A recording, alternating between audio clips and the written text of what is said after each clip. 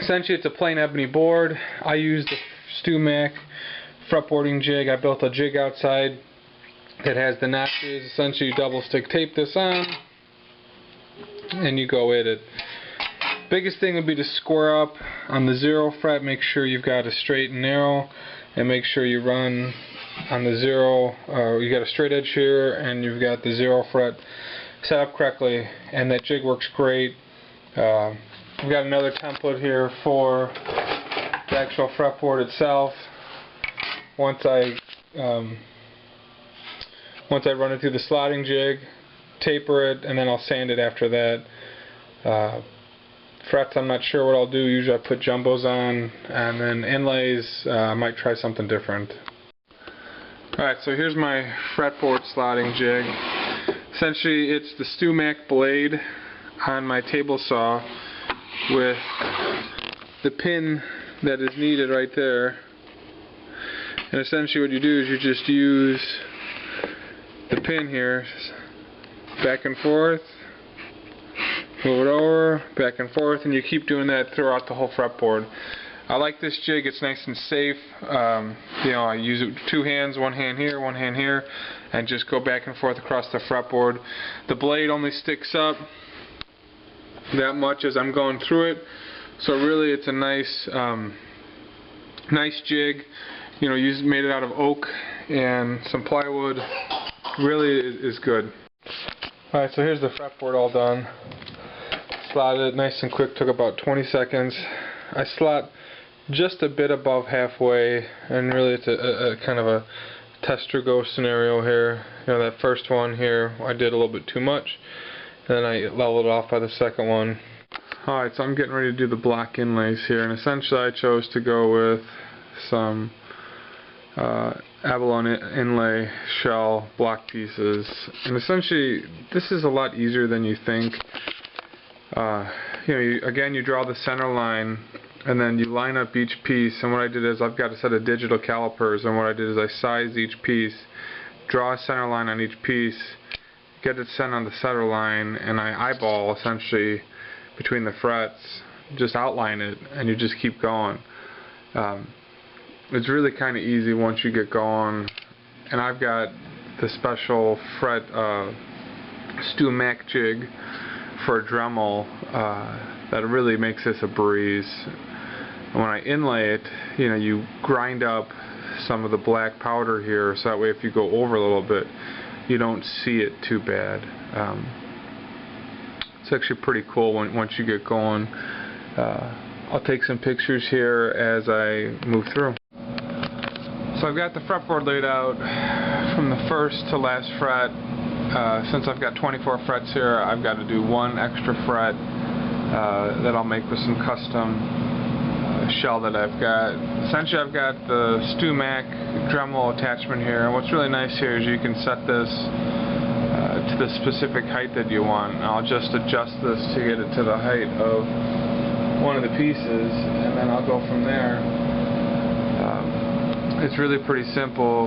You know, you line up the piece, set your height, and you go at it, and then you clean it up with a chisel. And when you glue this in, like I said, use some of the dust that's created to fill some of the pockets. Alright, so here's the fretboard inlaid now. Essentially what I'll do is I'll take some 5-minute epoxy and mix it with the black epoxy dust I've got and glue this in. Some of these are really clean. Some of these still need some glue marks. So like this one probably is pretty messy up here. As I fill it with epoxy and the black, it'll look normal. You just see the block inlay.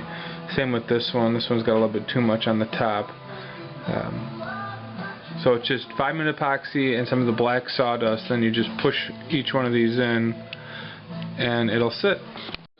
Alright, so here's the epoxy mix with the black sawdust. Essentially just grab each thing and just push it in. Work enough in so that you get the holes filled in, and you don't even really need to do anything else. Just leave it and let it sit, and once you sand, you will have a perfect line. Alright, so we're all done. We got all of them glued in, epoxied in. Need to still sand this down, but looking pretty good. Alright, so now we've got the fretboard sanded down here with the inlays. Looks pretty good. Some glue does get into the fret joints, so I'll get my fret saw that I've got and I'll clear that out before I do any work further. Still got to radius the board. There's two ways to do that. There's one to do it by a jig or a sanding arm, or the second is just to use a radius block and sand. I just purchased a jig to do it because I'm doing enough fretboards now that I need to speed up my process. So here I'm going to lay out with the nut and the headstock plate. Essentially I clamp this all together to get it lined up based on the center lines that I've got going, and then I'll flip this over and draw the taper on the neck and draw the taper, or draw the headstock blank here. And what I'll do is draw this out, get it cut as best as I can, and go ahead and glue both these pieces now that I'm getting close to being done. Now I've got the trimmed fretboard. It's perfectly sized to the neck. The neck is properly fit. So the next thing I'm going to do is I'm going to radius the fretboard. I've got a special jig that I just bought to do that. Essentially, there's a guy on eBay selling a fretboard radius jig, and I like the design. It looks pretty safe. Essentially, you go back and forth along the fretboard to even out, and then you sand it. In the past, I've just been sanding the fretboards with, the 12-inch radius here, and going at it with that. And the trick is to radius the fretboard correctly, and then go ahead and glue it down using this. So what I'll do to glue it next then is to clamp this along the way so I got even pressure, and then from there I'll curve the back of the neck once the neck is pretty much done. So I'll go ahead and radius the fretboard here. I'll get it set up. Alright, so I sanded down with 60 grit and I got a good amount off. So the next thing I'm going to do is do 150 grit here. What I like to do with this longer fretboard is leave these edges on so I get the full edge on the side. I also like to leave a gap in the middle. That way the build-up runs off here and it's pushed out, or it's pushed in between the frets. One thing to do when you're sanding is to make sure you clean every couple minutes. That way you don't, you get a fresher paper, you don't get the load up and whatnot. The one last thing I like to do before I call myself done is I take a pencil and I write on each fret to make sure that I've got everything sanded down right. So this is probably the last pass to make sure that all the sanding lines and I've got one smooth fretboard. You can see the inlays now are starting to look pretty sharp.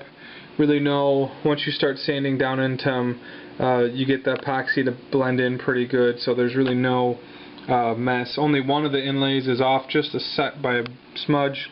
It's the first one, of course, but as you go up and down the fretboard, everything looks pretty good.